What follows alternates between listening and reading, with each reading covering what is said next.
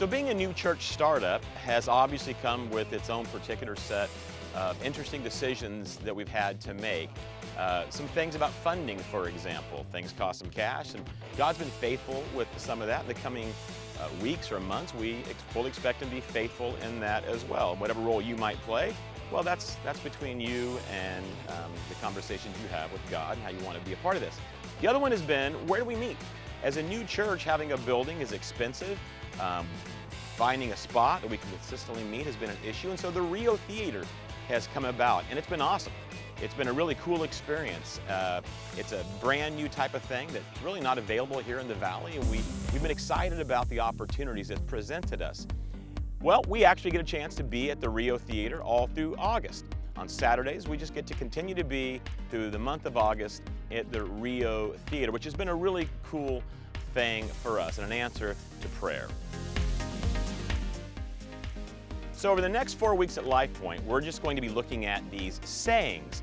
Every home, every family has a particular set of sayings they just use to pass on knowledge. And well, I was raised in a Southern home, so ours were particularly colorful. One of the things my mother always told me was that I was cute as a button, which I thought, man, that's so cute, until I got older and examined a button and I thought, what are you saying? I have a round face and a blank expression? We said things like snug as a bug in a rug, or my favorite, when the question was, how much makeup should a person wear? The answer was, well, if the barn needs painting, you need to paint it. Well, these are pretty colorful things that our family kind of had. And every family has these things. But within America in general, there are sayings that people have, and we kind of toss them out there, and they sound very biblical. But let's be honest, oftentimes, well, are they? Do they really come from Scripture? And so the next 4 weeks, we're going to be looking at these sayings that people have attributed to Scripture that actually are not biblical. Next week, we're going to be looking at, well, the garden. Eve ate an apple. Did she? Did she really? And then after that, we're going to look at things like God helps those who help themselves. Sounds good, but does He? Is that really what He said? And then we're going to end with something I've actually been wanting to talk about for a while, which is God has a plan. Does He? I mean, yeah, right? Does He really? So I expect anybody who has any issues with this, man, show up and hear what we're going to talk about.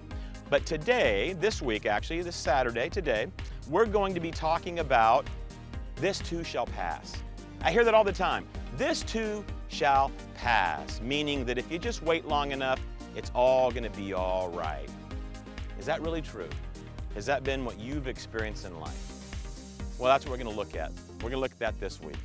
This idea that this too shall pass if you just put enough time and distance between the event of something that caused you pain and yourself. If you pile up enough seasons, well, you're going to be fine. Is that really biblical? Is that what God promised?